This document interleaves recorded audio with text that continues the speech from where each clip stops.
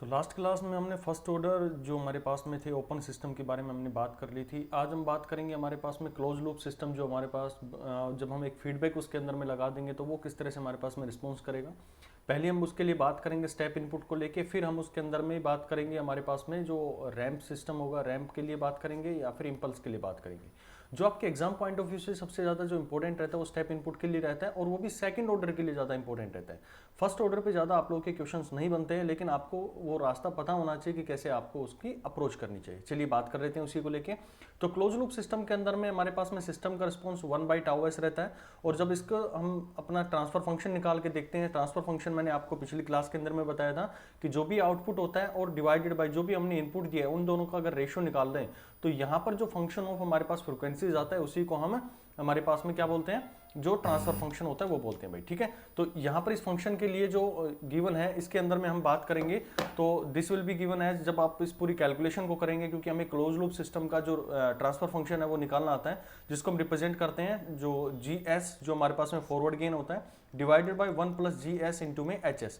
ये S का मतलब जो यहाँ पर ब्रैकेट में लिख रहा हूँ उसका मतलब यहाँ पर आप सिंपल समझ सकते हैं कि मैं केवल और यहाँ पर ये बताना चाह रहा हूँ कि सिस्टम जो मेरे पास में फंक्शन ऑफ फ्रिक्वेंसीज यहाँ पर आपके सामने गिवन होंगे। तो इस पूरे को कैलकुलेट करेंगे, then you will get 1/τ divided by 1 + 1/τ आप लोग को मिलेगा। आप इसको कैलकुलेट करके देखिएगा। इसके अंदर में H जो है उसकी वैल्यू मेरे पास में 1 है, क्योंकि यहाँ पर यूनिट फंक्शन जो मेरे पास में गेन का जो फीडबैक दिया गया है, यूनिट गेन इसके अंदर में दिया गया, यूनिट फीडबैक इसके अंदर में दिया गया। जब इस पूरे को आप ओपन करेंगे, इसको 0 के बराबर पुट करेंगे, then you will get the pole, और पोल की यहाँ पर लोकेशन आएगी that will be equal to 1/τ आप लोग को यहाँ पर मिलने वाली। तो अगर मैं इसको एस प्लेन पर लिखना चाहूँ तो यहाँ पर आप लिख सकते हैं कि ये मेरे पास में 1/τ यहाँ पर आप लोग को नेगेटिव साइड ऑफ जो एक्स एक्सिस है उसके अंदर में मिलने वाला है। यानी आप कह सकते हैं कि मेरा सिस्टम जो है, क्योंकि यहाँ पर नेगेटिव साइड में मिल रहा है, सिस्टम विल बी स्टेबल। अब यहाँ पर हम इसकी स्टेबिलिटी को लेकर और बातें करेंगे। हमारे पास में बहुत सारे रूल्स होंगे,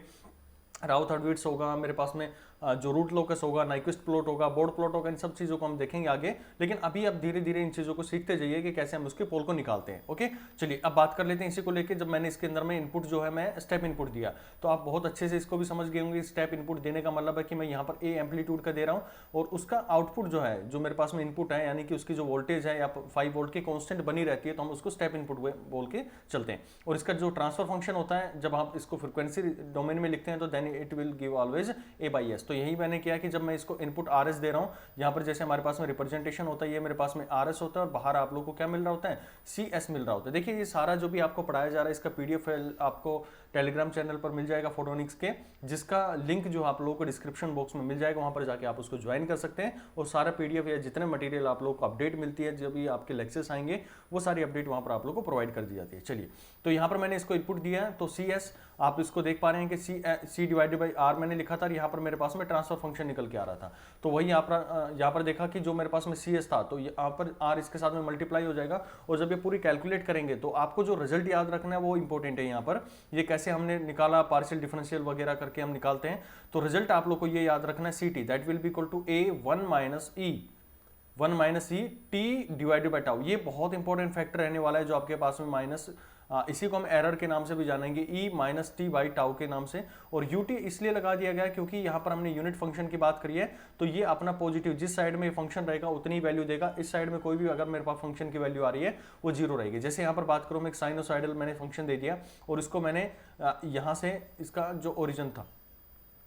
ओरिजिन था वो यहाँ से था, इसके ओरिजिन पे मैंने यूनिट फंक्शन लगा दिया, ये कुछ इस तरह का। तो ये पीछे की जो वैल्यूज आएंगी ये मेरे को नहीं मिलेंगे, मेरे को आउटपुट जो मिलेगा वो केवल और केवल ये आगे वाली जो साइनोसॉइडल वेव्स होंगी वो मेरे को मिलेंगी। तो यहाँ पर हमने यूनिट फंक्शन इसके साथ में मल्टीप्लाई कर देते हैं। अब यहाँ पर जो बड़ी खूबसूरत चीज आप लोगों को समझ में आई होगी कि एक मेरे पास में टाउ की यूज किया, मैंने टाउ वर्ड यूज किया। ये टाउ होता क्या है, ये मेरे पास में होता है इसका टाइम कॉन्स्टेंट। अब टाइम कॉन्स्टेंट क्या होता है भाई, टाइम कॉन्स्टेंट का मतलब होता है कि भाई मेरे पास में डिजायर्ड जो है मुझे चाहिए यूनिट फंक्शन। ठीक है, ध्यान से सुनना इस पॉइंट को, पूरा जो मेरे पास में टाइम एनालिसिस होगा इस टाउ के ऊपर में डिपेंड करता है। ये मैंने अपना आउटपुट लगाया,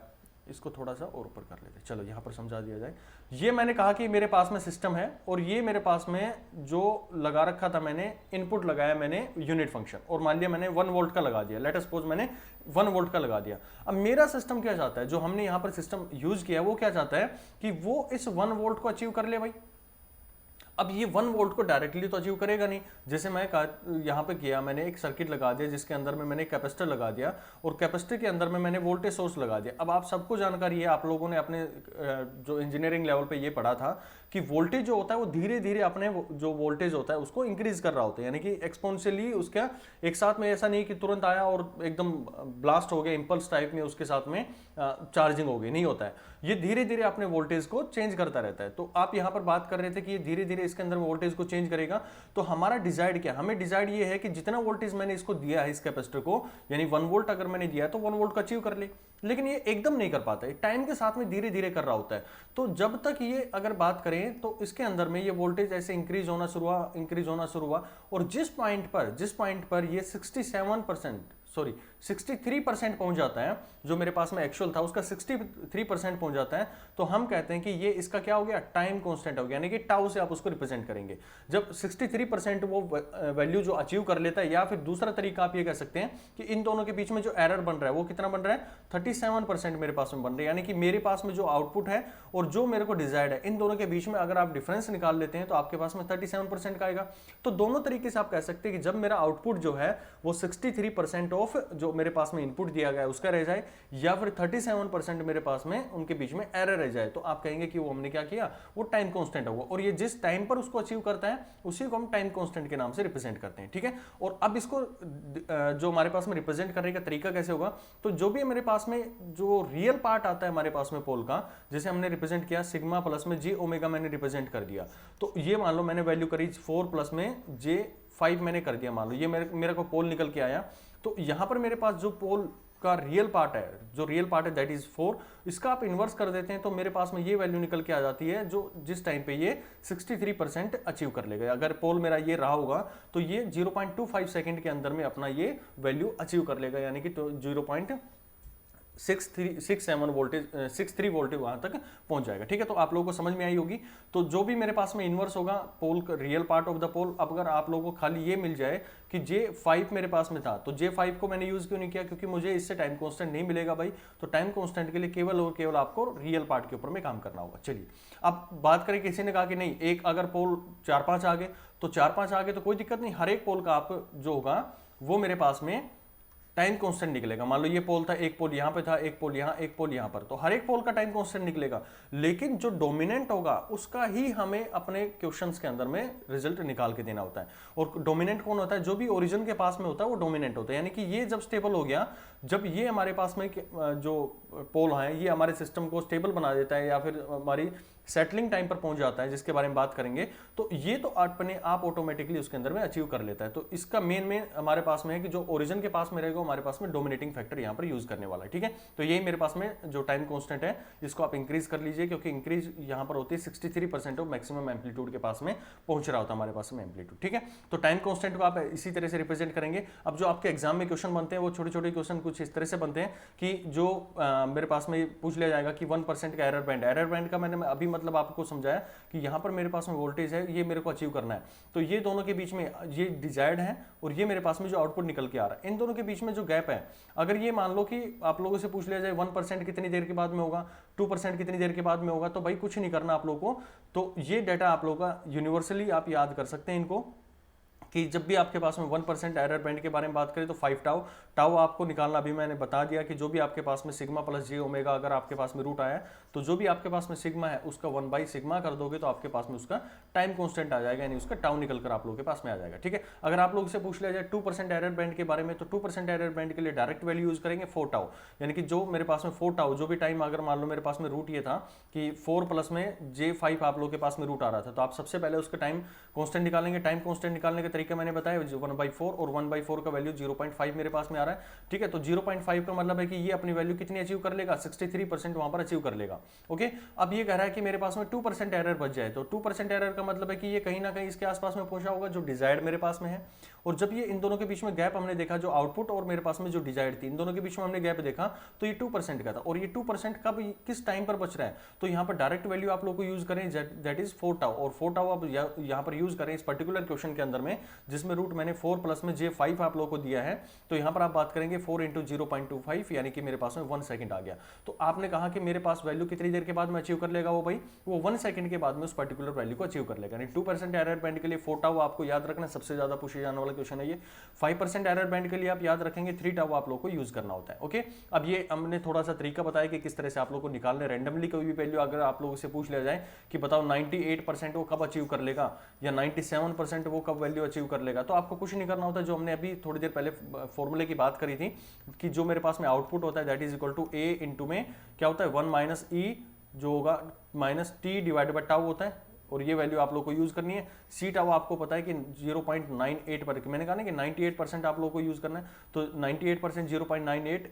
इंटू में ए, उसका 98% यही होगा ना। जब आप इस पूरे को कैलकुलेट करेंगे तो आपको यहां से भी ये वैल्यू मिलेगी कि जो टाइम होगा यानी कि जो उसका निकल के आएगा, सेटलिंग टाइम बोल रहा आप उसको, तो 4 टाउ मेरे पास में निकल के आ जाएगा। ठीक है, तो ये एरर बैंड आप लोग इसके ध्यान रखना कि 1% के लिए 5 टाउ यूज करना है, 2% के लिए मेरे पास में 4 टाउ यूज करना है, 5% के लिए मेरे पास में 3 टाउ आप लोग को यूज करके चलना होता है। ठीक है, चलिए भाई अब आगे बात कर लेते हैं इसी चीज को लेके थोड़ा सा। एरर रिस्पॉन्स के बारे में मैंने बताया था कि जो भी मेरे पास में डिजायर्ड आउटपुट होती है, जो भी मेरे को एक्चुअल आउटपुट चाहिए होता है, उन दोनों के बीच का जो डिफरेंस हम निकाल लेते हैं, तो एरर बैंड से आप उसको रिप्रेजेंट कर सकते हैं। चलिए अब देख लेते हैं मेरे पास में सेकंड ऑर्डर सिस्टम को लेकर। सेकंड ऑर्डर बहुत ही इंपॉर्टेंट आप लोगों के लिए निकल के आने वाले हैं। चलिए आगे देखते हैं। मैंने कहा ना कि आपके इंपल्स और रैंप वाले ज्यादा क्वेश्चन नहीं पूछे जाते हैं, जो आपके एचएएल के लिए इंपॉर्टेंट होंगे वो स्टेप इनपुट को लेकर आप लोगों से पूछे जाएंगे। और जो अब आने वाली चीजें हैं जो बहुत इंपॉर्टेंट आप लोगों के लिए कह सकता हूं मैं कि रूल यहाँ पर आप लोगों को यूज करने पड़ेंगे, जो बहुत ज्यादा पूछे जाते हैं। उसके अंदर में ओवर डैम्प जो हमारे पास में जीटा हो गया या इनके फैक्टर्स हो गए, जो अंडर डैम्प कब होगा, ओवर डैम्प कब होगा, इनको देखते हैं। चलिए तो सबसे पहले बात करूंगा मैं ओपन लूप सिस्टम को लेके। ओपन लूप में मैंने जो सेकंड ऑर्डर सिस्टम होगा, यानी कि इसके अंदर में आपको जानकारी लिख रही होगी कि मेरे पास में जो डिग्री है वो सेकंड ऑर्डर की आएगी। ठीक है, एस का जो भी मेरे पास फैक्टर आएगा वो सेकंड ऑर्डर का इसके अंदर में आएगा, यानी कि स्क्वायर मेरे पास में आएगा, क्वाड्रेटिक इक्वेशन यहाँ पर बना रहा होगा। ओके, तो यहाँ पर आपने देखा कि मेरे पास में ओपन लूप सिस्टम होगा, तो इसका जो यूनिवर्सल रिप्रेजेंटेशन आप मान सकते हैं कि इसके अंदर में हम दो फैक्टर यूज करते हैं। ओमेगा, पहले तो दो चीजें आप याद रखो कि ओमेगा है, ओमेगा मेरे पास में होता है नेचुरल फ्रीक्वेंसी। नेचुरल फ्रीक्वेंसी का मतलब होता है कि हर एक सिस्टम का अपना एक नेचुरल फ्रीक्वेंसी होता है, एक पर्टिकुलर फ्रीक्वेंसी होता है, वो अपने पर्टिकुलर फ्रीक्वेंसी पर वाइब्रेट कर रहा होता है। जैसे आप लोगों ने सुना होगा कि जब आर्मी के ट्रूप्स होते हैं वो किसी पुल से गुजर रहे होते हैं, तो नॉर्मल आर्मी वाले करते क्या है कि कदम से कदम मिलाकर चल रहे होते हैं, लेकिन पुल के आसपास से गुजरते हैं तो वहां पर वो अपनी फ्रीक्वेंसी जो कदम ताल होती है वो छोड़ देते हैं। क्यों छोड़ते हैं भाई? क्योंकि वहां पर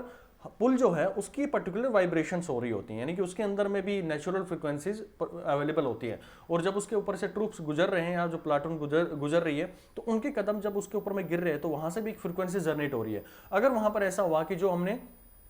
हमारा पुल है उसकी फ्रीक्वेंसी और जो कदम ताल यहाँ पर हो रही है, इन दोनों की अगर फ्रीक्वेंसी मैच हो जाती है, तो बहुत अच्छे से पढ़ा है, उस वर्ड को हम रेजोनेंस के नाम से जानते हैं, तो रेजोनेंस हो जाएगा और वहां पर पुल के टूटने के चांसेस ज्यादा हो जाते हैं। ठीक है, तो यहाँ पर मेरे पास में ओमेगा एन जो है वो हर एक पर्टिकुलर, आप यहाँ पर बैठे हुए हैं, आपका पेन आपके हाथ में, इसकी भी अपनी एक नेचुरल फ्रीक्वेंसी है। ठीक है, तो यहाँ से आप लोग देखेंगे कि मेरे पास में हर एक बॉडी की एक नेचुरल फ्रीक्वेंसी है, तो उसी को हम यहाँ पर ओमेगा एन से रिप्रेजेंट करेंगे। और दूसरा वर्ड आप लोग को यहाँ पर यूज करना है जीटा। जीटा का मतलब होता है कि डैम्पिंग फैक्टर, यानी कि कितना वो आउटपुट को डैम्प करने की कोशिश करना है, यानी कि वो ऊपर उठने की कोशिश कर रहा है, लेकिन उसको कितना वो दबाने की कोशिश कर रहा है, यानी सिस्टम जो है मेरे पास में उसको दबाने की कोशिश कर रहा है। जैसे आप लोगों ने देखा होगा जो भी हमारे पास में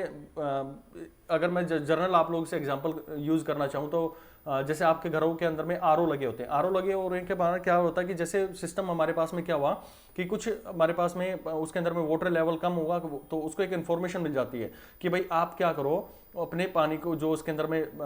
आरओ को एक इन्फॉर्मेशन मिलती है कि भाई पानी को थोड़ा और आप फिल्टर करो, तो फिल्टर करेगा तो पानी का लेवल फिर बढ़ेगा, और ये जो इसके अंदर में एक बॉल सी डली होगी या फिर उसके अंदर में कोई लेवल मेजरर होगा, वो उसको एक इन्फॉर्मेशन देगा कि भाई आपके पास में क्या हो गया, सिस्टम वहां पर पहुंच गया, आप अपने लेवल पर पहुंच गए हो। लेकिन आपने क्या किया, थोड़े से उस डब्बे को हिला दो भाई, जो वहां पर पानी का डब्बा है उसके अंदर में हिला दो आप, तो क्या करेगा, ये कभी उसके अंदर में डूबेगा, कभी बाहर जाएगा, कभी ऊपर जाएगा, कभी इसके अंदर में नीचे जाएगा, तो उसको करेक्ट इन्फॉर्मेशन नहीं मिल रही होगी, यानी कि वहां पर वो कोशिश करेगा उसके जो आउटपुट है उसको डैम्प करने की कोशिश करेगा। तो कितना उसके अंदर में डैम्पिंग का फैक्टर यहाँ पर यूज कर सकते हैं, कितना उस आउटपुट को डैम्प करके अपने लेवल पे डिसाइड कर सकते हैं जो उसको डिजायर्ड चाहिए, तो वो उसकी कैपेबिलिटी होती है, उसी को हम बोलते हैं हमारे पास में डैम्पिंग फैक्टर। वो सारी मेजर की जाती है उसके डैम्पिंग फैक्टर से, यानी कि जो उसका आउटपुट डिजायर्ड है उसको कंप्रेस करके उस पर्टिकुलर आउटपुट डिजायर्ड आउटपुट तक कैसे वो लेके आ रहा है, तो उसी को हम डैम्पिंग फैक्टर कैसे रिप्रेजेंट करेंगे। तो ओमेगा एन मेरे पास में नेचुरल फ्रीक्वेंसी होगी और जीटा मेरे पास में जो यहाँ पर रहने वाला है वो आपका डैम्पिंग फैक्टर यहाँ पर यूज करेंगे। ठीक है, ये इसका स्टैंडर्ड रिप्रेजेंटेशन आप यहाँ पर इसको देख सकते हैं। 1/s मेरे पास में फॉरवर्ड गेन यहाँ पर यूज करेंगे और 2 जीटा ओमेगा एन, जीटा मैंने बताया आप लोगों को कि उसका डैम्पिंग फैक्टर रहेगा। ओमेगा एन मेरे पास में नेचुरल फ्रीक्वेंसी यहाँ पर भी यूज करेंगे और यहाँ पर भी यूज करेंगे। इसका आउटपुट फंक्शन है वो सिर्फ आप एक बार देख लीजिए, ज्यादा इंपॉर्टेंट नहीं रहेगा क्योंकि हम इसको आगे के फॉर्म में यूज करेंगे जब मैं इसको क्लोज लूप इसके अंदर में बात करेंगे। मैंने ओपन लूप यूज किया है। यहाँ पर ओपन लूप का मतलब है कि मेरे पास में जो इनपुट था और यहाँ पर मेरे पास में आउटपुट है, यहाँ पर मैंने सिर्फ समेशन लगाया किसके बीच में, इस फंक्शन के बीच में और इस फंक्शन के बीच में। अगर मैं यहां से शुरुआत करता, जो मेरे पास में इनपुट आ रहा था यहां से मैं शुरुआत करता और यहां पर मैं इसका आउटपुट के पास में लगा देता, तब मैं कहता कि मेरे पास में क्लोज लूप सिस्टम बन गया है। यहां पर क्लोज लूप सिस्टम यहां पर इस पर्टिकुलर एरिया में जरूर बन रहा है, लेकिन मेरे पास में जब इस पूरे का रिस्पॉन्स निकाल के लेके आऊंगा तो ये जो रिस्पॉन्स निकलेगा इसको मैं ओपन लूप के नाम से रिप्रेजेंट करूं, क्योंकि मुझे सेकंड ऑर्डर का यहां पर यूज करना है। ओके, चलिए बात करते हैं अब इसके अंदर में। तो ये फंक्शन आप लोग यूज करेंगे जो आउटपुट रिस्पॉन्स है, क्योंकि आउटपुट डिवाइडेड बाय इनपुट आप लोग को मिल गया CS divided by RS that is equal to omega N square, और ये आप लोग के पास में S इंटू S प्लस में 2 जीटा ओमेगा एन आ गया। ठीक है, याद रखेंगे इस पॉइंट को कि क्या हमारे पास में ट्रांसफर फंक्शन आएगा, क्योंकि अगले के अंदर मैं यूज करूंगा omega N square that will equal to S divided by S plus में 2 जीटा ओमेगा एन। ये भाई टर्म आप लोग याद रख लेना, अपने दिमाग में सेट कर लेना। ओके, चलिए अब बात कर लेता हूं आगे, ज्यादा इंपॉर्टेंस इसके अंदर में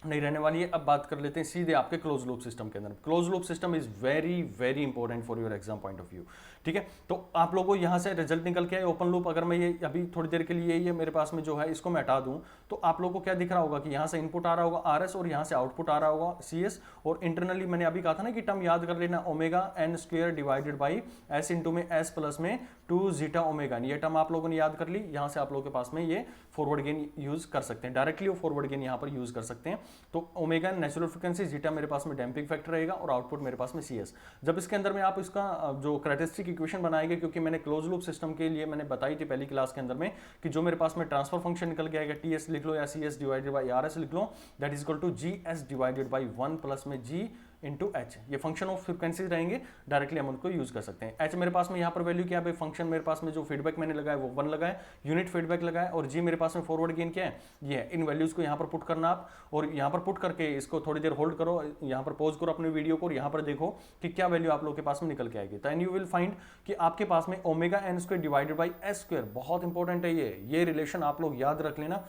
S square divided by 2 zeta omega NS into में ओमेगा NS स्क्वायर। तो आपको दिख रहा होगा कि मेरे पास में क्वाड्रेटिक इक्वेशन बन गई है, और क्वाड्रेटिक इक्वेशन के जो मेरे पास में जो भी डिनोमिनेटर होगा, अगर मैं इसको 0 के बराबर पुट कर दूंगा तो मुझे क्या मिल जाएंगे भाई, पोल मिल जाएंगे। यानी कि पूरी कहानी मेरे पास में, पूरे कंट्रोल सिस्टम को आप समझो ना तो ये पूरी कहानी पोल निकालने पे है। और पोल आपको निकालना मैंने बहुत अच्छे से समझाया कि जो भी आपके पास में डिनोमिनेटर में वैल्यू है वो उसको 0 के बराबर पुट कर दो। अगर पोल निकालना आ गया ना तो भाई मेरे 75% आपका कंट्रोल सिस्टम खत्म हो गया है।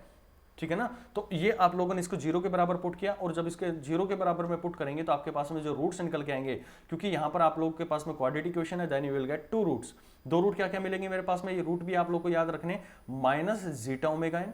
Plus minus j omega n into 1 minus zeta square, और इस पूरे का रूट। ठीक है ना, क्या लिखेंगे इसके अंदर, माइनस जीटा ओमेगा एन, ये आप लोग को टर्म याद हो गई होगी, प्लस माइनस जे, यानी कि ये मेरे पास में एक इमेजिनरी वर्ड यहां पर यूज हो रहा है, इमेजिनरी रूट यहां पर इसके अंदर में यूज होकर आ रहा है। वो डिपेंड करेगा जीटा की वैल्यू के ऊपर में कि हमारे पास में इमेजिनरी बनेगा या नहीं बनेगा। 1 माइनस जीटा स्क्वायर, ये आप लोग के कंठस्थ हो जाना चाहिए, बिल्कुल याद इसको आप कर लेना, इस रूट के फॉर्मेशन को निकालने के लिए। चीजें मैंने आप लोगों को बता दी, डैम्पिंग रेशियो क्या होता है या डैम्पिंग फैक्टर आप उसको बोल सकते हैं, ओमेगा नेचुरल फ्रीक्वेंसी आप लोगों के पास में आ जाएगी। ठीक है, अब जो चीज मैं बताऊंगा अगले 5 मिनट बहुत अच्छे से समझना, आपके डायरेक्ट क्वेश्चन यहां से पूछे जाएंगे। अब बात करूं मैं कि मेरे पास में जो जीटा वैल्यू है, क्योंकि आप लोगों ने देखा होगा कि ओमेगा एन जो है इस पर्टिकुलर टाइम रिस्पॉन्स के अंदर में, टाइम जब भी हम एनालिसिस करेंगे तो ओमेगा एन जो है वो हमेशा और हमेशा पर्टिकुलर सिस्टम के लिए कांस्टेंट रहेगी। अब ये थोड़ा ना यार, पुल जो मैंने बनाया उसकी अलग फ्रीक्वेंसी होगी, ये मेरे पास में जो पेन है इसकी फ्रीक्वेंसी अलग हो गई है, मैं यहाँ पर बैठा हूँ जिस चेयर के ऊपर में उसकी फ्रीक्वेंसी अलग होगी। एक बार जो नेचुरल फ्रीक्वेंसी किसी बॉडी ने अचीव कर ली वो हमेशा और हमेशा उसी पर्टिकुलर फ्रीक्वेंसी के ऊपर में अचीव, यानी उसके ऊपर में वाइब्रेट कर रही होती है। ओके, तो यहाँ पर मेरे पास में ओमेगा एन आ गया और ये मेरे पास में फैक्टर ये डिपेंडेंट आ गया, ठीक है। तो यहां पर मेरे पास में ओमेगा एन और यहां पर जीटा, तो हर एक पॉइंट पे आप देख पा रहे हैं कि ये ओमेगा एन और ओमेगा एन दोनों के अंदर में है, तो ये तो मेरे पास में कांस्टेंट रहेगा, यानी कि इस पूरे फैक्टर को जो मेरे पास में रूट होगा, इसकी पोजीशन को डिफाइन करने वाला कौन होगा। देखो पोजीशन क्या हो सकती है, रूट यहां हो सकता है, पहली कंडीशन। दूसरा, रूट यहां पर हो सकता है, मेरे पास में जो इमेजिनरी एक्सिस होगा, क्योंकि सिग्मा जो एस प्लेन के अंदर में यहां पर सिग्मा और यहां पर जी ओमेगा, यानी कि मेरे पास में इमेजिनरी एक्सिस जो होता है वो वाई एक्सिस को रिप्रेजेंट करते हैं, और जो रियल पार्ट होता है उसको हमारे पास में एक्स एक्सिस पर रिप्रेजेंट करते हैं। तो या तो या पोल ये होगा, यहाँ पर पोल यहाँ पर होगा, या फिर पोल यहाँ पर होगा, या पोल इस ओरिजिन में इस पोजीशन के ऊपर में होगा, या फिर मेरे पास में इस पोजीशन पर होगा। ये आपके पास में जो 4 पॉसिबिलिटीज हैं, 5 पॉसिबिलिटीज हैं, कैसे कैसे आपके पोल एग्जिस्ट कर सकते हैं। ओके, उन्हीं को हम देखेंगे कि कैसे वो डिफाइन करेंगे। देखो सबसे पहले बात करूं अंडर डैम्प सिस्टम की बात। तो अंडर डैम्प सिस्टम का मतलब आप लोग समझो कि मैंने भाई आउटपुट दिया, कुछ इस तरह का इनपुट दिया मेरे सिस्टम को, और सिस्टम ने एकदम ऐसे पीक मारा। सिस्टम ने कहा नहीं भाई नीचे आओ नीचे आओ, इसने कहा ठीक है नीचे आ जाते हैं। फिर इसने कहा नीचे ज़्यादा चले गए, ठीक है, फिर कहेगा ऊपर आओ, फिर ये ऊपर आएगा, फिर कहेगा ऊपर चले गए, फिर ये क्या करेगा, फिर धीरे धीरे धीरे धीरे इसको क्या करेगा, अपने जो डिजायर्ड आउटपुट था उसके पास में लाने की कोशिश कर रहे हैं। तो आप देख पा रहे हैं कि यहां पर आप लोग रूट जो इसके अंदर में सिस्टम था वो पहले पीक मारा इसने, फिर ये क्या धीरे धीरे धीरे धीरे मेरे पास में आया, और फिर इसने क्या किया, अचीव कर लिया अपना जो डिजायर्ड आउटपुट था। तो यहां पर आप देख पा रहे हैं कि अंडर डैम्प, यानी कि उसको डैम्प करवाने की कोशिश कर रहा है। तो कब हो सकता है मेरे पास में, जब जीटा की वैल्यू मेरे पास में 0 और 1 के बीच में रहे, यानी कि आप लोग कह सकते हैं कि अगर मेरे पास में जीटा की वैल्यू 0 और 1 के बीच में रहेगी तो मेरे पास में जो सिस्टम रहेगा वो अंडर डैम्प रहने वाला। तो डायरेक्टली आप लोगों से पूछा जाता है क्वेश्चन कि सिस्टम जो है अंडर डैम्प कब रहेगा, तो जीटा की वैल्यू 0 से 1 के बीच में रहनी चाहिए। ओके, और उसी के बीच में एक छोटी सी चीज और मैंने बताई आप लोगों को, पिछले के अंदर में भी टाइम कॉन्स्टेंट की वैल्यू मैंने आप लोगों को बताई थी। टाइम कॉन्स्टेंट यहाँ से आप कैसे निकाल सकते हैं भाई, रूट आपको निकालने आ गया, zeta omega N plus minus में J1 माइनस में ओमेगा स्क्वायर। तो यहाँ पर आप लोगों को दिख रही है, तो मेरे पास में इमेजिनरी पार्ट है, तो इमेजिनरी पार्ट तो मेरे को टाइम कांस्टेंट नहीं देता ना। टाइम कांस्टेंट तो कौन देता है मेरे पास में, जो उसका रियल पार्ट होता है। तो 1 बाई जीटा ओमेगा आप लोग दे दें, तो वहां पर आप लोग कहेंगे कि मेरे पास में क्या हो गया, उसका टाइम कांस्टेंट निकल के आ गया। तो डायरेक्टली आप उसकी वैल्यूज को यूज कर सकते हैं, ठीक है। दूसरा आप लोगों से ये पूछ लिया जाता है कि इसकी हाइट के बारे में पूछ लिया जाता है,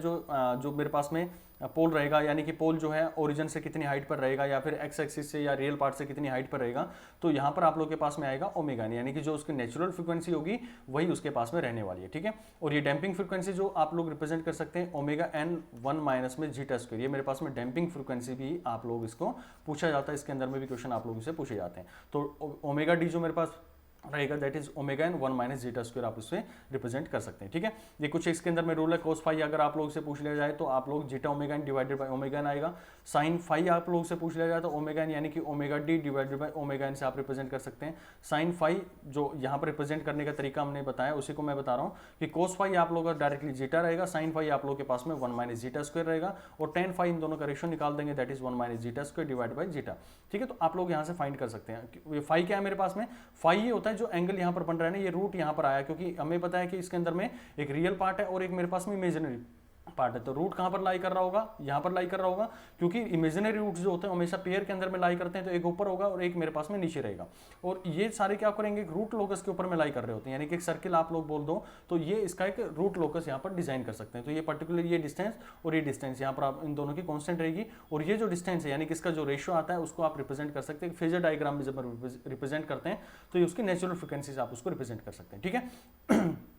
तो यहाँ पर आप लोगों ने देखा कि जो टाइम रिस्पॉन्स इसके अंदर में निकल के आया, तो यहाँ से ये सिस्टम एकदम ऊपर गया, फिर इसने नीचे किया, फिर ये क्या कर रहा है, इसको अंडर डैम्प करने की कोशिश कर रहा है, और फाइनली एक पर्टिकुलर टाइम के ऊपर में सेटल हो जाता है। सेटल होने का मतलब है कि 4 टाउ के आसपास में हमारा जो सिस्टम होता है वो सेटल हो जाता है। और 4 टाउ आप लोगों ने अभी निकालने आया कि zeta omega N plus minus j omega N 1 minus में जीटा स्क्वायर, ये आप लोगों ने रूट निकाले, और इसका जो हमारे पास में रियल पार्ट होता है, इस रियल पार्ट को आप इन्वर्स कर दे तो आपके पास में टाइम कांस्टेंट आ जाएगा। और जो हमारा सिस्टम होता है एक जर्नलाइज आप इसको बोल सकते हैं, नॉट हमेशा में ये नहीं रहेगा 4 टाउ के आसपास में, लेकिन नॉर्मली आप बोल सकते हैं कि 4 टाउ पे हमारा क्या होता है, सिस्टम जो सेटल हो जाता है, यानी कि जो आउटपुट डिजायर्ड चाहिए उसके आसपास में चला जाता है, 1 या 2% के एरर बैंड के अंदर में चला जाता है। ओके, तो यहाँ से आप लोग के पास में निकल के आया कि सेटलिंग टाइम, जो इसके ऊपर में क्वेश्चन पूछे जाते हैं, सेटलिंग टाइम आप लोग बोल सकते हैं 4 टाउ होता है, किसका, अंडर डैम्प सिस्टम का। अंडर डैम्प सिस्टम की ये इमेज अपने दिमाग के अंदर में जरूर सेटल कर लेना भाई कि कैसे हमारे पास में अंडर डैम्प होता हुआ आ रहा है। तो 4 बाई जीटा ओमेगा से आप इसको रिप्रेजेंट कर सकते हैं। टाउ हमारे पास में क्या आएगा, इसका रियल रियल पार्ट, इसका इन्वर्स करेंगे तो 4 जीटा ओमेगा n। यानी कि अगर मैं आप लोग से कहूँ कि मेरे पास में रूट है 4 टू जे, ये मेरे पास में रूट आया था, तो इसकी लोकेशन आप लोग सबसे पहले बात करेंगे तो इसकी लोकेशन मेरे पास, क्योंकि नेगेटिव पोल रखना है मेरे को ताकि मेरा सिस्टम जो स्टेबल यहाँ पर रहे, तो यहाँ पर मेरे पास में 4 ओमेगा और ये मेरे पास में इस तरह का रूट यहाँ पर आप लोगों के पास में आ जाएगा, यानी कि नेगेटिव साइड में आप लोग के रूट मिल रहे हैं। तो नेगेटिव साइड में मिल रहे हैं तो मेरे पास में सिस्टम जो स्टेबल होना चाहिए, तो इसका जो टाइम कॉन्स्टेंट आएगा 1/4 यानी कि 0.25, यानी कि ये जो टाइम रहेगा तो 0.25 सेकंड के आसपास में मेरा सिस्टम जो है वो अपने डिजायर्ड आउटपुट को अचीव कर लेगा। ठीक है, नेक्स्ट बात करता हूं, दूसरा जो केस आता है जिसको बोलते हैं अनडैम्प्ड। अनडैम्प्ड का मतलब है कि जीटा की वैल्यू जो मेरे पास में 0 हो जाए। भाई जीटा की वैल्यू जब मेरे पास में 0 हो जाएगी तो आप लोग खुद बताओ, यहाँ पर zeta omega n plus minus में ओमेगा n 1 माइनस में जीटा स्क्वायर, ये आप लोगों के पास में यूनिवर्सल यूज किया आप लोगों ने माइनस, और ये मेरे पास में जीटा की वैल्यू मैंने 0 कर दी, और यहाँ पर भी मेरे पास में जीटा की वैल्यू, सॉरी यहाँ पर जे ओमेगा और आएगा, तो ये वैल्यू मेरे पास में 0 कर दी, तो टोटल आप लोग को मिला कि प्लस माइनस जे ओमेगा, और प्लस माइनस जे ओमेगा मिल रहा है। तो आप इसको फेजर डायग्राम में मेरे साथ में रिप्रेजेंट करके बताओ। तो फेजर डायग्राम में आप लोग पाएंगे मेरे पास में एक्स एक्सिस जो वाई एक्सिस है उसी के ऊपर में दोनों लाई करेंगे, और जब भी सिस्टम के ऊपर में केवल और केवल इमेजिनरी एक्सिस पे लाई कर रहे होते हैं तो वो वहां पर साइनोसॉइडल जो फंक्शंस होते हैं वो एग्जिस्ट करते हैं, यानी कि वो प्योरली रूट्स हमेशा प्योरली इमेजिनरी होंगे, और सिस्टम जो है कभी भी हमारे पास में डैम्प नहीं करेगा, ना अंडर डैम्प करेगा ना ओवर डैम्प करेगा, वो पर्टिकुलर साइनोसॉइडल जैसे साइन वेव चलती है ना उसी तरह से मेरे पास में चल रहा होगा, कोई उसके अंदर में डैम्पिंग नहीं आएगी। यहाँ पर दिख गई है लेकिन यहाँ पर होगी नहीं है, पर्टिकुलर जो उसका एम्पलीट्यूड है उसी से वो थ्रू आउट चलता रहेगा। ठीक है, चलिए बात करते हैं आगे। जो ये यूज कर लेना भाई, इसका टाइम जो मेरे पास में कांस्टेंट आएगा वो इनफाइनाइट होगा, पता नहीं कब जाके वो अपने एक्चुअल आउटपुट को स्टेबल कर लेगा, और जो इसका टाइम सेटलिंग टाइम होगा वो भी मेरे पास में इनफाइनाइट यहाँ पर यूज कर सकते हैं। तो दो चीजें मैंने बताई, पहला अंडर डैम्प के अंदर में जो सेटलिंग टाइम होगा 4 टाउ होगा, रूट जो है इमेजिनरी होंगे, यानी कि इमेजिनरी और रियल पार्ट दोनों उसके अंदर में होंगे, इस तरह से लाई करेगा वो। और जब अनडैम्प की बात करता हूं तो अनडैम्प के अंदर में केवल और केवल इमेजिनरी रूट्स लाई करेंगे, और इमेजिनरी रूट्स लाई करेंगे तो उसका रेस्पॉन्स आप लोगों को दिख रहा है कि ये रेस्पॉन्स उस तरह का बनने वाला है। ओके, तो यहां पर उसके पास में क्या रहेगा, मार्जिनली आप इसको ये भी बोल सकते हैं कि जो भी मेरे पास में अगर स्टेबिलिटी को लेकर बात करें कि स्टेबल होगा या नहीं मेरे पास में सिस्टम, तो यहाँ पर इस तरह के सिस्टम को अगर मेरे पास में रूट्स कहां पर आ रहे हैं, इमेजिनरी एक्सिस पर लाई कर रहे हैं, तो हम कहेंगे कि सिस्टम मेरा जो है वो मार्जिनली स्टेबल है। दो वर्ड यूज करेंगे हम, एक क्रिटिकली जो स्टेबल सिस्टम, या फिर दूसरा मैं बात करूंगा मार्जिनली सिस्टम के लिए। तो मार्जिनली सिस्टम स्टेबल सिस्टम का मतलब होता है कि रूट्स मेरे कहां पर लाई कर रहे हैं, भाई ये मेरे पास में जो उसका इमेजिनरी एक्सिस है केवल वहां पर लाई कर रहे हैं, then system will be marginally stable system बोलेंगे इसके अंदर में, और यहां पर आपके पास में साइनोसॉइडल टर्म्स रहने वाली। चलिए बात करता हूं नेक्स्ट। अब जीटा की वैल्यू दो मैंने आप लोगों को बताई थी कि जीटा की वैल्यू लेस देन और ग्रेटर देन, और जीटा की वैल्यू मैंने इक्वल टू 0 करके दिखा दी। अब जीटा की वैल्यू 1 भी करके देख लेते हैं भाई, कि 0 वाला ये केस हो चुका है, अगर इसको इक्वल करते हैं, अगर जीटा की वैल्यू किसी के दिमाग में होगा 1, तो चलो उस 1 को भी यहाँ पर यूज कर लेते हैं। जब मैं जीटा 1 यूज करूंगा तो मेरे पास में जो रूट सिस्टम मैंने बताया था कि इसको याद कर लेना, थंब रूल आप लोग के लिए रहेगा, that is equal to minus zeta omega N plus minus में जे ओमेगा एन 1 माइनस में जीटा स्क्वायर। अब जीटा स्क्वायर की वैल्यू जो है, जीटा की वैल्यू 1 रखेंगे तो जीटा स्क्वायर की वैल्यू 1 हो जाएगी, यानी कि पूरा ओवरऑल फैक्टर मेरे पास में क्या हो जाएगा, 0 हो जाएगा। ये मेरे पास में पूरा ओवरऑल सिस्टम 0 हो गया। देन यू विल गेट कि आपके पास में रूल क्या जो रूट्स बचेगा वो खाली क्या बचेगा, माइनस जीटा ओमेगा आपके पास में बचना है। ठीक है, और जीटा की वैल्यू मेरे पास में 1 है तो माइनस ओमेगा एन, यानी उसका जो रेडियस रहेगा, जो बताई थी आपको कि फेजर डायग्राम में हम जो रिप्रेजेंट करेंगे और ये जो सर्किल बनाएंगे हम फेजर का, तो ये जो इसका रेडियस रहेगा वही मेरे पास में क्या होती है, नेचुरल फ्रीक्वेंसी होती है। तो यहाँ पर आप लोग देख पा रहे हैं कि जो ओमेगा एन मेरे पास में रिप्रेजेंट होगा वो उस पर्टिकुलर सर्किल का क्या होगा, एक रूट लोकस यहाँ पर इसको डिजाइन कर लेगा, यानी कि रूट जो लोकस होगा उसका डिजाइन हो जाएगा। तो ओमेगा एन मेरे पास में फ्रीक्वेंसी रहेगा, केवल और केवल इसके अंदर में कौन से रूट्स निकल के आएंगे, यहाँ पर केवल और केवल आपके पास में रियल रूट निकल के आएगा, कोई भी इमेजिनरी टर्म वहां पर यूज नहीं हो रही है। तो आपके दोनों रूट क्या होंगे, प्लस माइनस ओमेगा एन आप इसका यूज कर सकते हैं। रूट्स क्या है मेरे पास में, रियल है और इक्वल रहेंगे दोनों के इसके अंदर में, और इसके अंदर में या तो प्लस रहेंगे या फिर मेरे पास में माइनस रहेंगे, वो डिपेंड करेगा हमारे पास में कि ओमेगा एन की वैल्यू जो मेरे पास में जीटा या फिर जो भी फैक्टर्स रहेंगे जो मेरे पास में इक्वेशन बन के आएगी वो कैसे आप लोगों के सामने रिप्रेजेंट करेगी। जब इसके रिस्पॉन्स की बात करेंगे तो टाइम कॉन्स्टेंट आप लोगों को जानकारी है कि टाइम कॉन्स्टेंट हम कैसे रिप्रेजेंट करते हैं, जो भी मेरे पास में रियल पार्ट बचता है उसका इनवर्स ले लेते हैं। तो यहाँ पर मेरे पास में रियल पार्ट क्या बचा इस पूरे रूट का, यहाँ पर मेरे पास में ओमेगा एन बचा, तो इसी का आप क्या कर दोगे, इनवर्स कर दोगे, तो 1 बाई ओमेगा एन कर देंगे। तो 1 बाई ओमेगा एन से मेरे पास में क्या आ गया, टाइम कॉन्स्टेंट आ गया गया। अब मैंने ओवर डैम्प के अंदर बताया कि 4 टाउ में जाके ये क्या होता है, हमारे सिस्टम स्टेबल होता है। लेकिन जब क्रिटिकली डैम्प यानी कि जब हम जीटा की वैल्यू 1 ले लेते हैं तो वहां पर मेरा सिस्टम जो होता है वो 6 टाउ पर जाकर क्या होता है, स्टेबल होता है। यानी कि जो हमारे पास में डिजायर्ड आउटपुट थी उसको अचीव करता हुआ 6 टाउ पर जाकर ये पहुंचता है। तो 6 टाउ की वैल्यू आप लोग निकाल सकते हैं। टाउ की वैल्यू आप लोगों ने निकाली यानी टाइम कांस्टेंट की 1/ओमेगा, तो आप यहाँ पर लिखेंगे इसके अंदर में तो क्या बचेगा 6/ओमेगा, आप लोग को यहाँ पर रिजल्ट मिल जाएगा। तो ये सिस्टम मेरे पास में क्या हुआ, ये मेरे पास में क्रिटिकली डैम्प्ड सिस्टम हो गया। यानी कि ये क्रिटिकली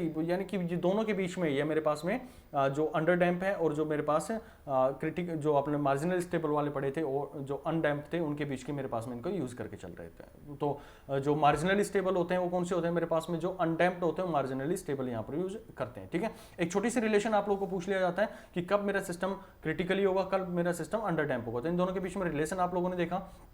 कि क्रिटिकल जो